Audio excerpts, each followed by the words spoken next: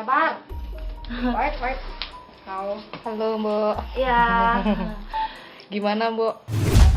perasaannya takut juga ya. Soalnya soalnya ini kan perangnya perang Eropa di benuanya tuh ngelawan Rusia ngelawan Ukraina gitu. Waktunya tuh tanggal 24 kita udah mulai dievakuasi, tapi kejadiannya itu tanggal 24 jam 3 pagi.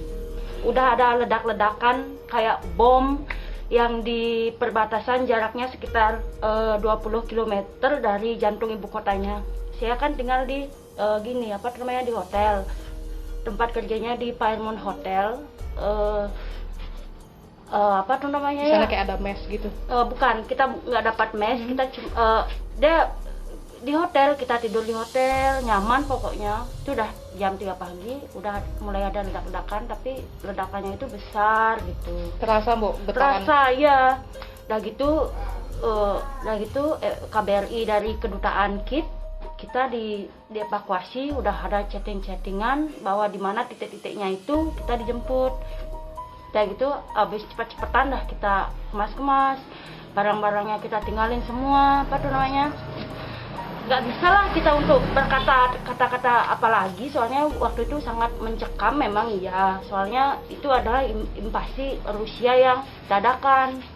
Serangannya itu nggak kita dihimbau kan, biasanya kan dihimbau orang asing tuh harus keluar dari sana, tapi ini nggak, kita nggak ada himbauan apa-apa. Tiba-tiba sudah ada ledakan. Tiba-tiba sudah ada ledakan. Udah gitu kita dievakuasi oleh tim dari KBRI KIP.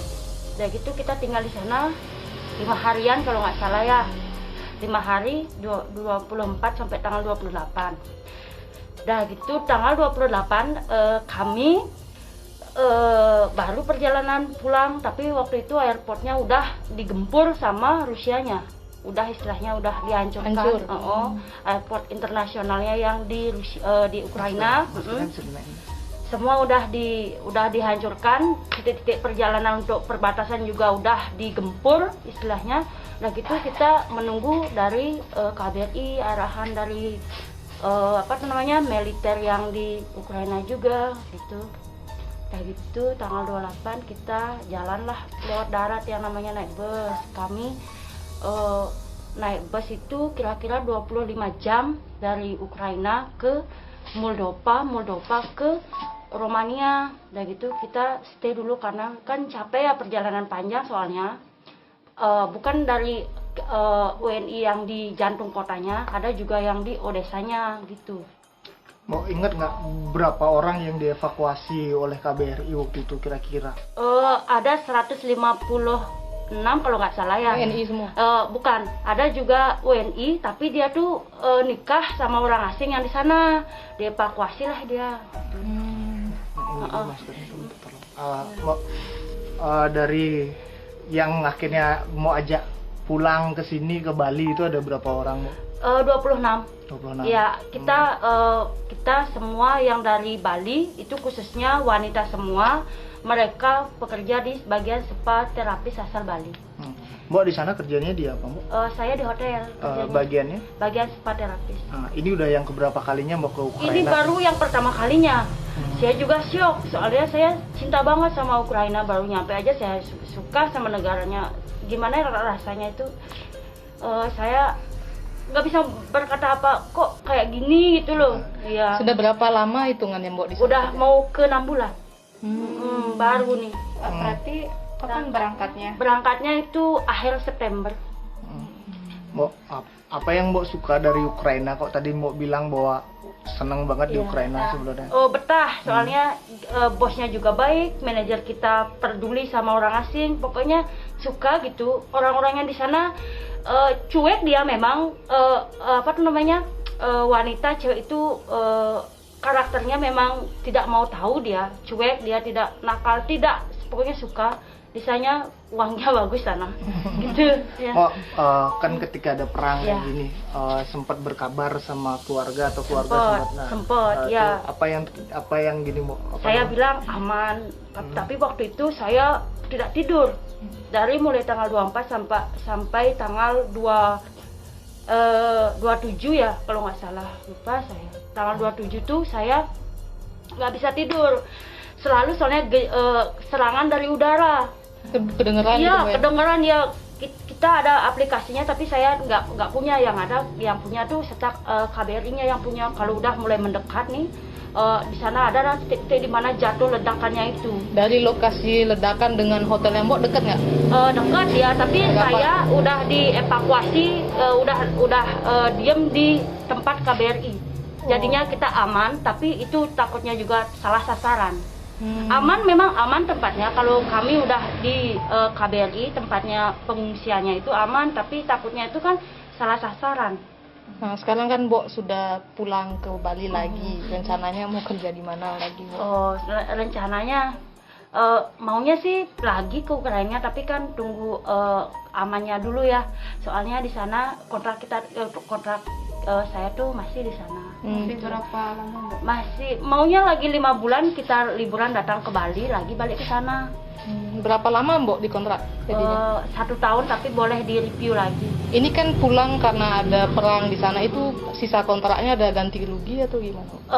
Mereka akan ganti rugi kok. Mereka akan bayar masalah salary, masalah gaji mereka akan bayar. Cuma kita tunggu dulu. Apa tuh istilahnya? Di sana kan masih heboh-hebohnya ya.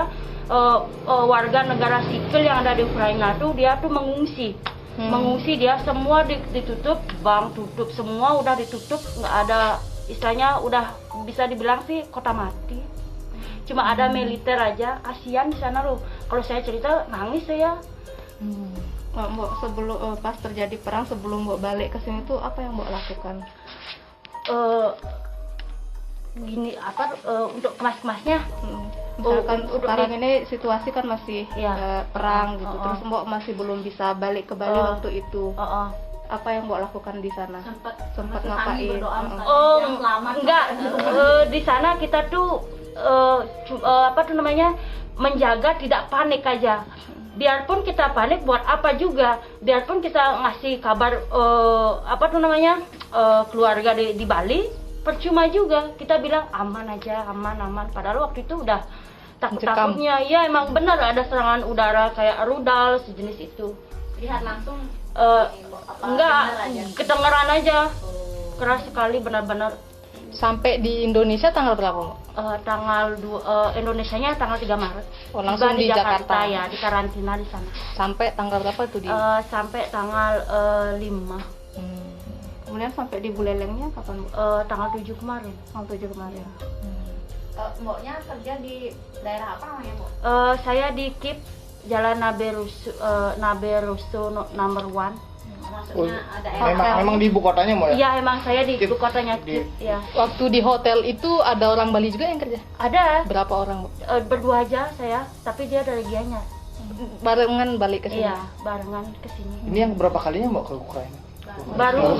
Baru yang ini negaranya baru sekali. Untuk berangkat bekerja keluar itu? Keempat kalinya. Keempat kali.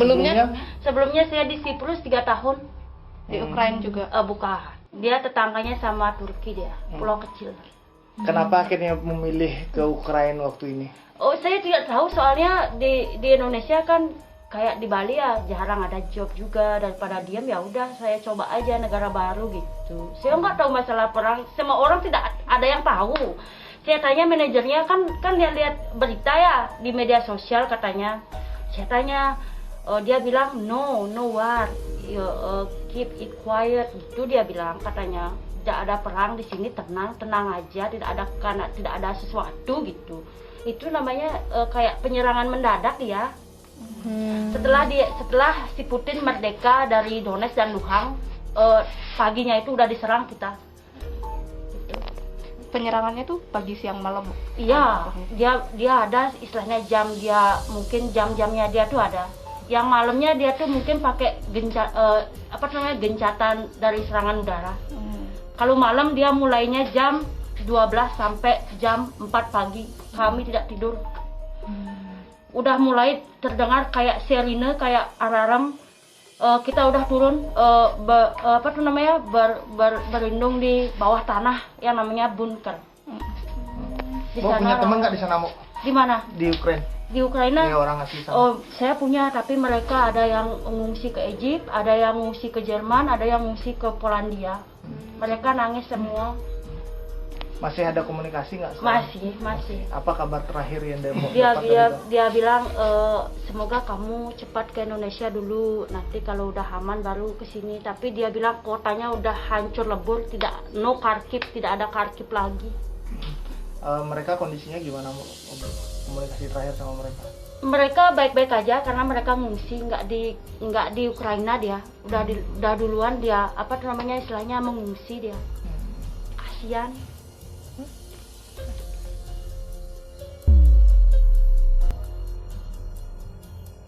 Jangan lupa like, subscribe, dan share ya!